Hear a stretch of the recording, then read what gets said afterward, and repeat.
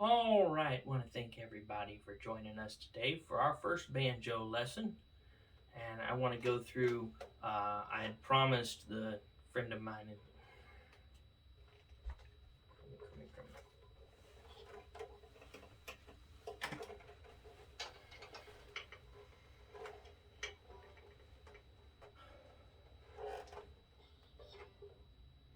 All right, I sure appreciate everybody joining us for these banjo lessons, whether you're looking at online, whether you bought the DVD, how to play the banjo. Uh, no matter. We're glad you did. We hope that you'll be glad as well when these lessons are over, picking and grinning wherever it is you live. Well, let's get started. Now, the first thing I like to do when I get my banjo out of its case or its gig bag or box, depending on if you bought it new, I like a good hard shell case. The gig bag is just not as roadworthy. For me, I travel a lot, and I want something that'll take the beating for the banjo instead of the banjo getting all beat up. With that said, I do try to take good care of my cases, but when they're kind of jostled around and different things, then sometimes it'll get a scratch, sometimes it'll get a little dent, and I would much rather that scratch and dent happen to a banjo case that's replaceable than the instrument that's in it. All right, so if you haven't bought you a good case, I recommend you get you a good hard shell case. A gig bag, if you're not traveling, you want to put it in the back corner of your bedroom or something like that, that might be okay.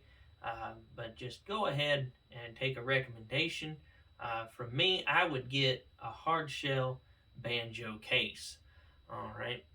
Now, first thing we like to do, we get this banjo out of its case, is I like to put it over my head on the strap here and put this strap on. Now, I know I'm sitting down, but when I first started playing banjo, I was about 10 years old, and the banjo was so heavy, even then, that I just it kept trying to slide off in the floor, and it's not any fun trying to play a moving banjo, you know. So, anyway, just go ahead and put that strap on and get it nice and comfortable. And of course, as I promised, we'll go ahead and go through parts of the banjo and different things. The more you know about your banjo, the more it will help down the road. For instance, if you don't know what a fret is, don't fret. We'll cover that too. All right. Now, down here is several different pieces is used to create the instrument. All right. And the first thing I want to talk about is your bridge. Now these bridges that they put on these banjos, they're not glued in, they're not screwed down. They're held in place by the tightness of your strings. And of course, when your strings are loose, then your banjo uh, bridge can move on you. And it's very, very, very important that we do not move this bridge. This bridge is set up exactly where it needs to be. It's doing exactly what it needs to do. And it's kind of like a real good running car. If it runs good and the check engine light's not on, don't mess with the engine. And I wouldn't mess with this. I know you kind of like to see, and if you're like me, I knocked mine when I took my strings loose years ago. It fell over and we had to replace it into position, and it's just not a good thing to do. Just don't do that, all right? But that's the bridge, and the strings go across in this little grooves here is where they're sitting inside the grooves. That's what keeps your strings from moving in position.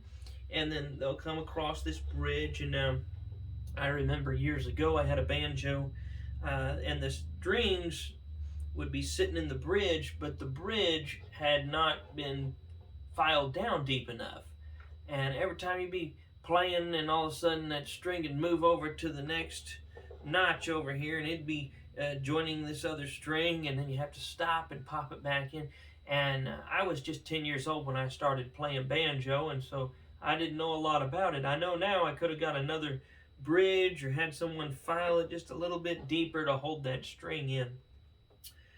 All right, your strings go from the base down here underneath this piece of metal. They hook up down here, and then they come all the way up to these here, and these are tuners. Now, most of your banjos that are not a tenor banjo, this is just what they call a 5-string banjo, and obviously we're gonna have 5 tuners. Now, if you can see these 2 other tuners, I actually have 7 tuners on here. Now I've got 6 up here and 1 down here.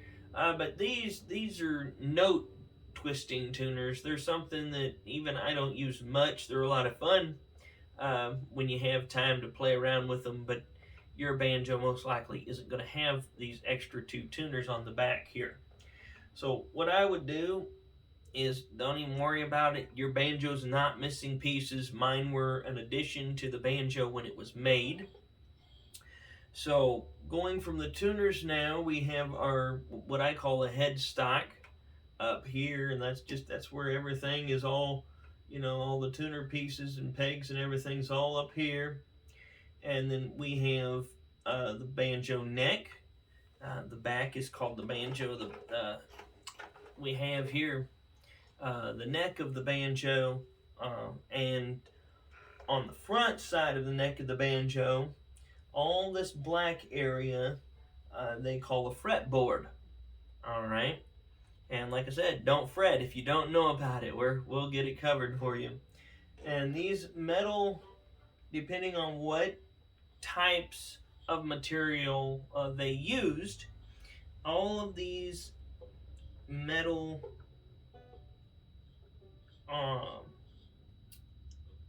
rods, if you will, all these metal rods here are what we call frets. Now your fretboard is the black piece, and then they file lines into the fretboard and put the frets in it. Okay, so just to recap so you're not confused, your fretboard is all the black flat piece, and then the frets are your metal pieces or your aluminum pieces, or just depends on how much you pay and what kind of material they use. Now you might say, look, what's so important about frets? Well, if down the road you're sitting around an old circle of friends and they're picking and grinning and they said, hey, let's put it in the 3rd fret. There's a lot of frets here. And 3rd fret, well, it's not down here, just so you know. We count from the left here. So 1, 2, 3. That's where you put your capo, or you can bar chord. Get into all that stuff maybe later in another lesson. But really, that's why you want to know what a fret is. So now that we covered that, you don't have to fret. Okay, moving on now. We go back down here. And this metal piece right here is what we call an armrest. And you guessed it, that's where you're going to lay your arm. And of course, nothing really scientifically deep going on right now. But if you had a wooden one of these, mine's made out of metal, obviously, you can see on the video, but I've seen them where they have been metal before. And then I have seen them where they were made out of wood. And if one of these, something breaks or something and you need to replace this piece, you want to know what it is so you can get you a new one. I advise you just take good care of your banjo, and hopefully you won't need any new pieces for a good long time. Okay, now moving on again, here is what we call our sound holes. All right, now here's what we call our sound holes, and all the way around here, pretty much from this side of the neck to the other side are all spaced just right. And this is a tone ring in here, and now depending on what banjo you buy and how much money you spend depends on the sound. It depends on how loud it is, depends on the quality. A $50 banjo like I started out with, an old airline banjo, didn't sound like an old Gibson, but it's what I needed to learn. And once I learned that, how to play the banjo, then I could move up, spend a little bit more money, and now I've probably spent too much money and too many banjos looking back, but I have thoroughly enjoyed doing what I do. Now, uh, now you'll notice when you pick up your banjo, I rest my hand here, and that's a good place. You don't want your neck to slide down and smack somebody next to you. You don't want it to be moving around. So if you're not playing and you're just listening, just grab it right here. It's natural. It's not going to hurt anything. And then you put your hand down here, and sometimes I lay it up here. Sometimes I put it down here. But most of the time, I don't leave it in the working position because if I'm not playing, it's not working. Now, take your hand and just bring it up. I like to cover too when you put your banjo picks on. I don't want to forget anything, and you'll obviously this one here, it looks like it's only going to fit on your thumb because that is a thumb pick. And then you've got two other metal or plastic. That's your choice. I prefer metal. And they go on like so. So that the points are pointed up towards the sky. If you look at your hand flat, like if you had a ring on there from college or high school or something. But you don't want them pointing the other way because you do not want to put them on backwards. You put them on backwards, and it will scratch your banjo. It'll hang up on a string. It's not going to be what you want. So, again, just trying to cover all the basics, okay? Now, let's talk about strings again in a little different light. I'm going to number these strings for you so that we can make sure you're following exactly what's found in your DVD. And if you have any questions later, you can contact us and kind of look at the information packet that we will put together for you. But I number my strings starting down here as 1, 2, 3, 4, and then 5. Number 5 is your shorter string on your single tuner up here. So go like this. 1, 2, 3, 4, 5. Okay. Now let's try to get zoomed in here a little bit, and I want to show you where to place your hand because you want to know exactly, if you don't know exactly what strings to put your fingers in place and put your thumb on, your roll's going to be all messed up. If there's anything worth learning, whether it's music, whether it's singing, whether it's preaching, whether it's working for Pizza Hut, whatever it is, it's worth learning right the first time. You don't want to go back and redo this. You want to learn it right so you can continue to add to what you know. All right, it's like laying the foundation of a home. You want to make sure it's on solid rock, good concrete foundation, good walls. You don't want to doubt that when you start to build the rest of your house. Same thing for playing the banjo. You don't want to go, well, I hope I learned that right. And some people are going to come along and say, well, I play it this way, and what you do is not what I do. But if you know it's right, and there's different ways, hopefully we'll get into it sometime. There's different ways to play the rolls of the banjo, different banjo rolls for different styles of songs and speeds and such. But we just want to get our basics right, because then we can add to those, kind of like ABC. All right, so once again, number 1, 2, 3, 4, and 5. All right, you'll want to remember that. Now, talking about our banjo picks, we put them on correctly, but now I want to explain to you we put our banjo picks on correctly, but now I want to explain to you something called thumb, index, and middle. And now some of you I've met out on the road and we've talked about it in person. I'm putting it on DVD for you now so that kind of have a memory refresh. And I want you to be able to know exactly what I'm talking about when I say put this finger on that string. Okay? We don't want to know, we don't want to guess that we know which finger and what string. So that's why we've numbered our strings 1 through 5. And that's why our thumb and our index finger and our middle finger. Okay, so the thumb, obviously that's easy. You only have one of those on that hand, right? So you got your thumb and your index finger now, that's right here. And the finger in between your thumb and index finger is just your middle finger. All right? These are the only ones we care about right now. So, working on hand placement, we'll put it right here. We'll take our thumb and put it on string number 5. Okay? And then we will take our middle finger and we will put it on string number 2.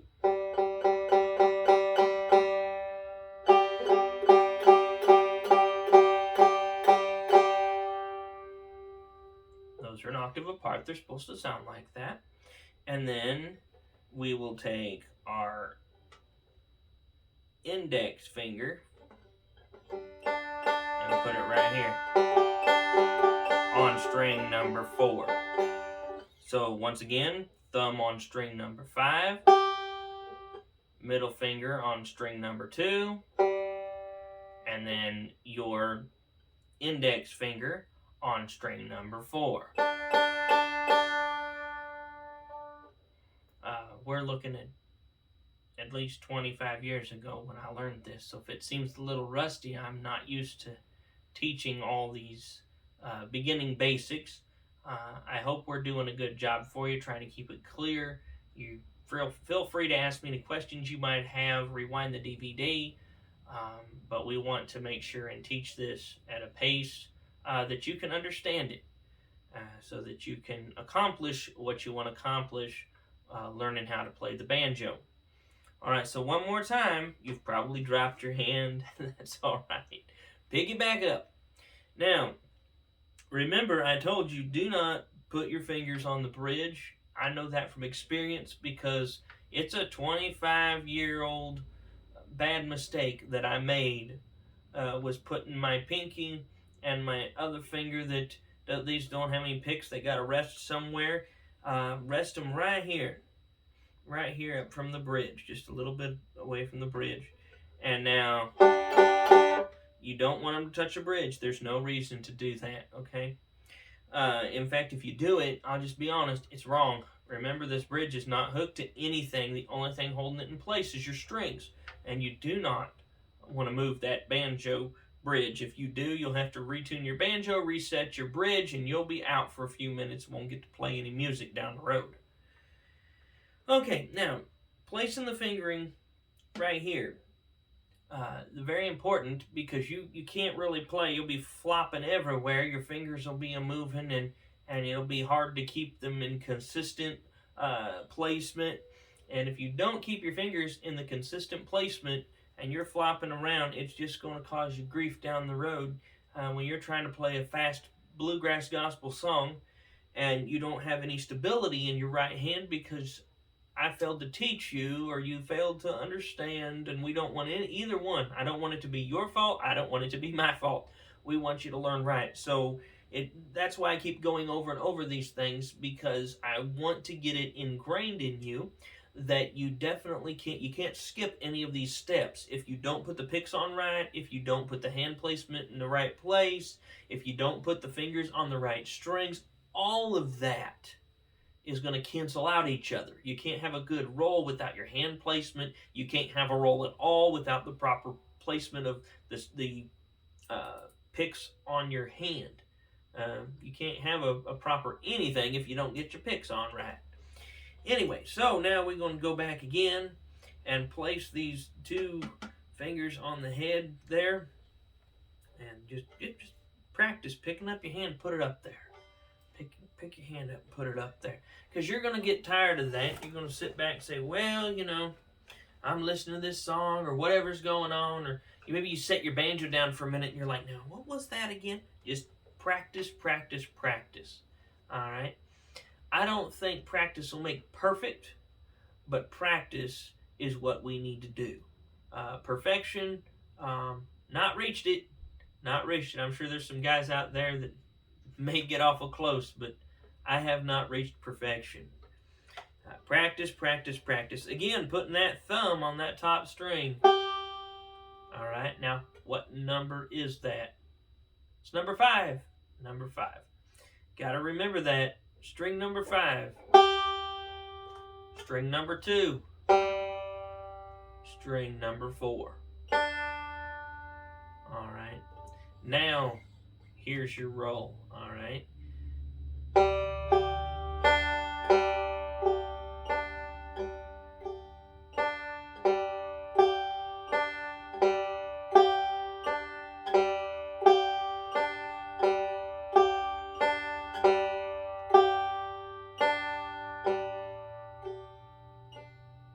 That's what we call the backwards roll. And that's okay because you have to learn both of these. Now your backwards roll again.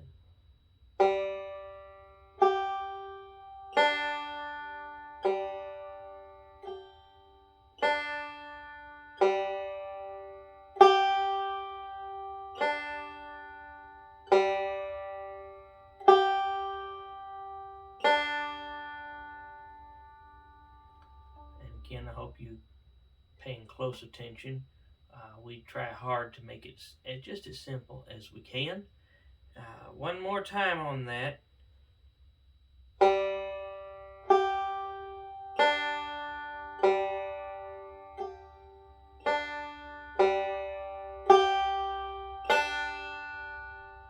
that may not sound like much of a roll at that speed, but what I want you to do is practice. There's a lot of information in your first lesson, I understand that, and I want you to take your time.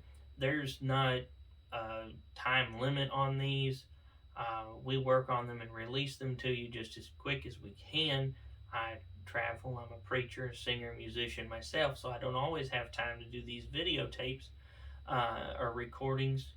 And but we want you to get that roll, and we want you to take your time to learn about your instrument. We want you to enjoy it. We don't want to be a drag. We want it to be something that you look forward to and something you enjoy. Again, now you speed that roll up, and it's going to sound like this.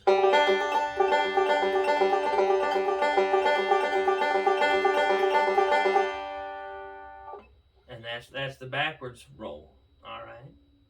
And of course, when you play and you're doing things, you'll have to go backwards and you'll have to go forwards. Now, I don't want to confuse you, but you will use both.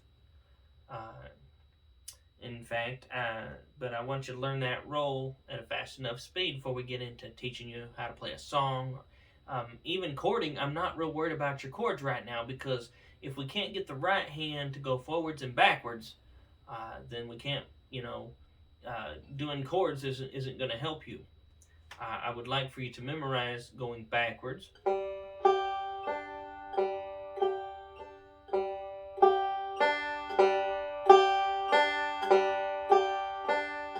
Now we're doing that.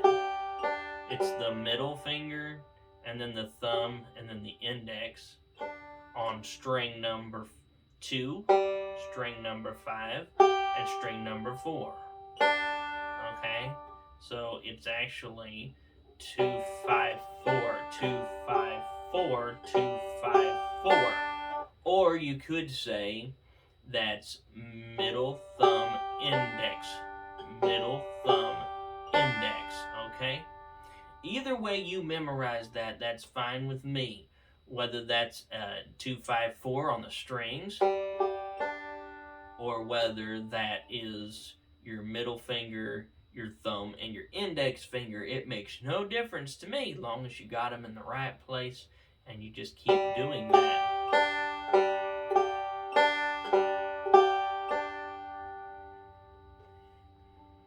And now, I'd like for you to just pause your DVD for just a few minutes and practice that roll right there.